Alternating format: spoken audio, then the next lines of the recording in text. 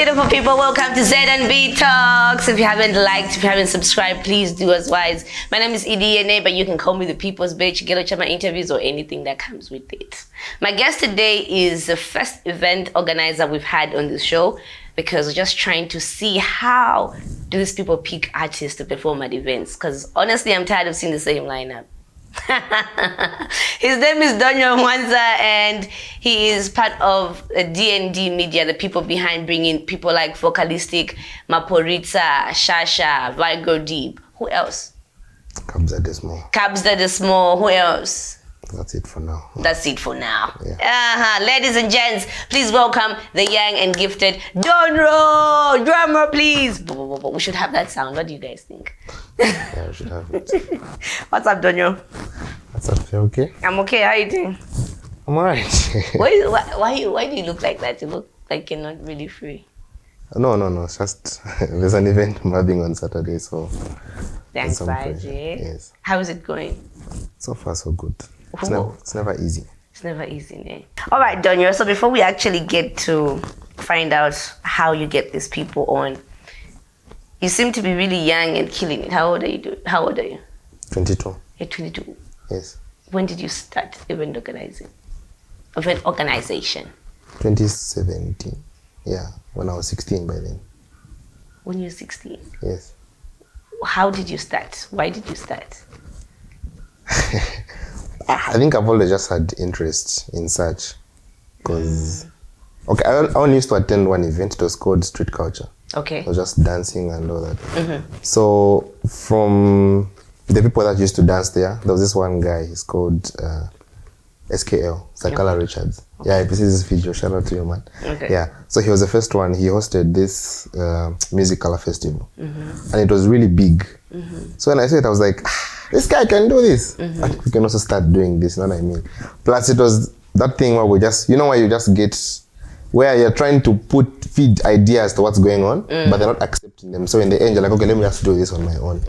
Yeah, so that's how we started with the event. It was called Lusaka Summer Carnival X Motor Show. Okay. Yeah, so yeah, we had a good attendance, but profit-wise, we didn't make any profit. You didn't make, how do you make your profits, you guys, from all these events? It depends. There are some big events companies that make money before they even launch it. Oh, they've already made that. Dope. Yeah. And how? Dang, 16. What was I doing when I was 16? Okay. Did you bring any artists in at that age, or maybe it was just a local event? So at that event, what happened was by then I didn't have any experience at all. Yeah, so what happened was I reached out to Makitu and he gave me a fee, and I was like, okay, cool. I reached out to Roberto and I reached out to Sauma, and she gave me a fee as well. So what I did was I made posters beforehand, and, you know, post them in the group like, guys, how is this looking? And then one of the guys posted Sauma's artwork, and that's how Uncle Tivo called me, and they said, no, you've posted this, Sauma can't come and perform, but you have to pay or else I'll sue you. That's what happened. But yeah, Makitu came through, Roberto passed through as well. Sauma also came through and just greeted everyone. And then so did you pay her? Yeah, I had to, but she didn't perform. Wow. Yeah. Seems like you're still in school, and it's like you're still young. How do you get money to pay all these people? How do you get sponsorship? Okay, so basically what we do is, of course, like the after I started in 2017, my first event, that didn't have profit. Obviously, the next events after that, those ones, I made some profit. So I because like I'm the manager in D&D Media. Okay. And you know, most people think like when I make this amount of money, it's all mine. But then I'm also on a salary myself. So when we make the profit, I pay myself, I pay the rest of my team, and just like any other business, you keep. So when another event comes, use that same money with some help from sponsors, of course. Of course, not all of it. And yeah, that's how we get to pay them. Yeah. How did you start approaching this? Do you have a plug? Do you have anybody that's helping you get them that side? Do you just go straight in their DMs? Okay, so the first international artist we actually wanted to bring was Aries. Okay. And that was, I think it was last year in April, but then COVID hit. So we didn't.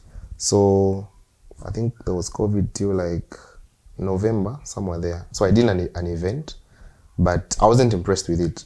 So, I felt like I've been doing these local shows with schools and whatnot. And yeah, profit-wise, event-wise, it's been going really well. But then after that Summer Madness event, I felt like it's now time to go to the next level. So that's how, and then of course I couldn't climb the tree. I can't just go to Davido with where I am at. So I need to start with someone who's really good, but won't cost me as much. And that's how it's easy. I went to Focalistic's Instagram and the number was there.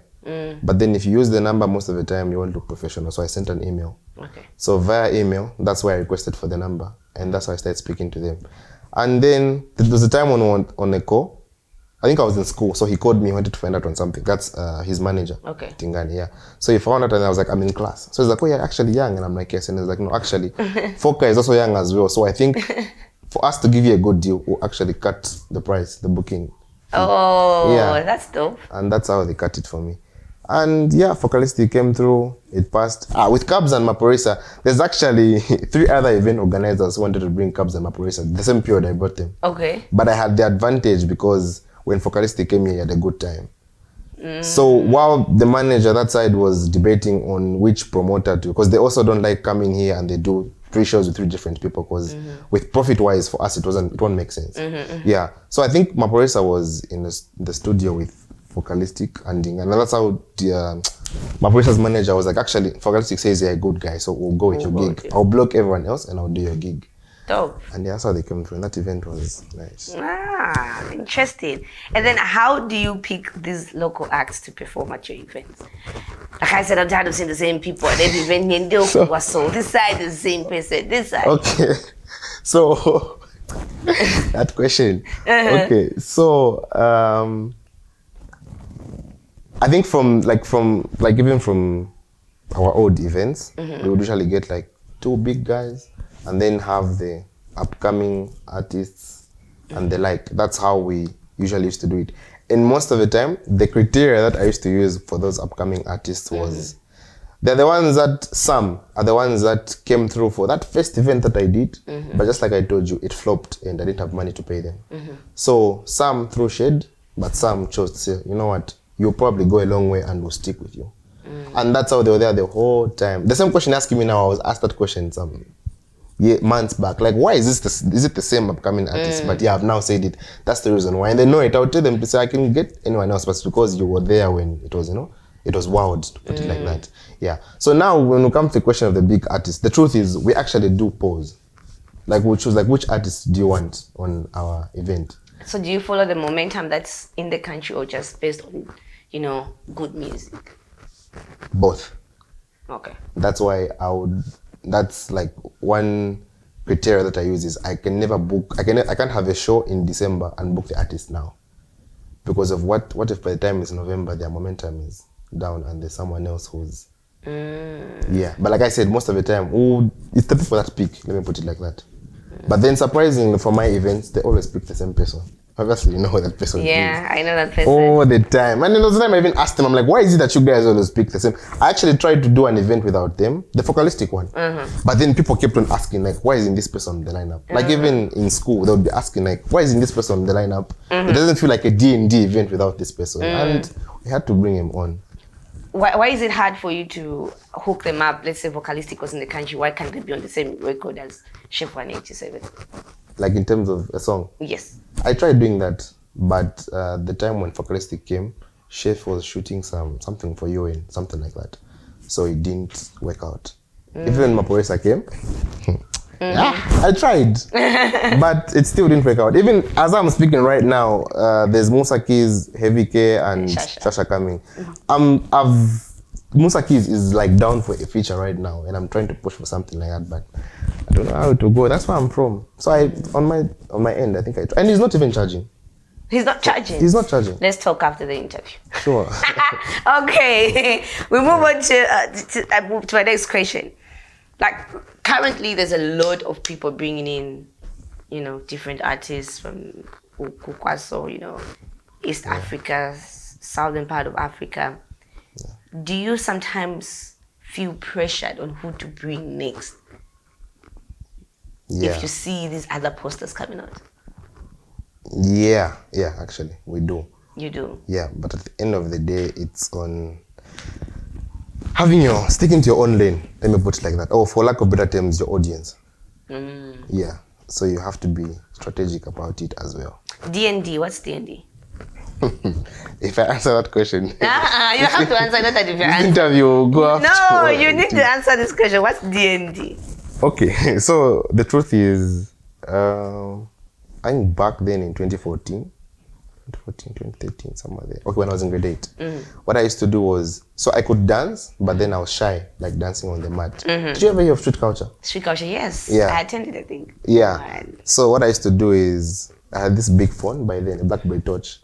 So I would just go, shoot my videos, and then compile them, edit them nicely, and post them, or send them street culture, like, oh, here's this cool thing. So, like people would, because there was this common dance, they used to call it Daggy, Jake, that thing. Yeah. So in the US, people that used to edit those videos, just down there, they'd put something media. Most of them had funny names. GM Media, what media. I was like, I think for mine, by then I used to call myself Don D. Don D. Yeah. So I was like, for me, I'll put Don D. Okay. So I had this friend who used to call himself Dodge. Okay. That was his dance name. Yeah, he still dances up to now. He just called himself Dodge. Okay. So he also started editing the videos and said, we used to do everything together. So he said, let's start editing videos together. Yeah, so he said, since my name is Dodge and your name is Donro, let's make it DND. Media. Yeah, plus, but most people thought I just removed the O from the Don D and became DND. So that was where it came from. It actually used to be into, that's why the media is there as well. So when I started doing the events, I thought, what should I call myself? But then that DND was already there, like it was out there. Like, oh, my DND, like that. So I said, let me use this. So that's how I used it. But then by the time I realized, I said, wait, because most people would ask, like, why are you doing events but you're called media? Yeah. So it was too late. And I thought if I change the name, it's already been established like that. If I change the name, that's another process. So it stayed like that. Interesting. Do you ever dream of organizing an international event? What do you mean international event? Like not in Zambia, they just call it a D&D. We want you to organize something here in the US or in SA. Very soon I'm going to the UK. No, don't just. Are you serious? Yes, I'm serious. I mean that's happening right now. Like if you look right now in UK especially, that's where Focalistic is. That's where Casper is. DBN Go. That's where all those guys are. And the shows that are being hosted there are not mainly. I sound like a racist. They're not for most of them are called, most of them are called Amafest, Amapiano, what this and that. Yeah. And then so I did a research. There was one that passed, it was called the Young Carnival, and I found out the person actually organizing that is from Nigeria. Oh. And then he just goes there, and because there are a lot of Nigerians who stay. Yeah, that's it. And then he just so very soon we'll do something like that as well. Dope, what the best, man. Yeah, that's all I just wanted to ask. So who are you gonna give us? Is it Musaki? Is it Shasha? Is it Heavy K? I think I can. Musaki is definitely. Okay. But I'll try and give you Heavy K as well. Okay. There we have it, ladies and gents. How do we find you on social media? D&D Media. D&D Media. Yes. Oh, it made me personally. Even you, yes, I mean. I don't like being on the spotlight. Just D&D Media is fine. No, people want to they just want to get inspired. They want to follow you. They want to see how you're doing everything. So. Okay. On Facebook, Donro Mwanza. Okay. On Instagram, Donro11. Okay. Twitter, no. Just Facebook and Instagram. Yeah. All right. All the best, Donro. Thank you. Just continue killing it. It's nice to see young people ruling, controlling. We are trying. God bless you, man. Yeah. That's how we do it here on ZMB Talks. Some people go in any other people's bay. You never know who's coming. You're the first event organizer we've had. Oh, for real? Is this a sign? Yeah, it's a sign. Bye, guys. Till next time. Remember to like, share, subscribe. Mwah.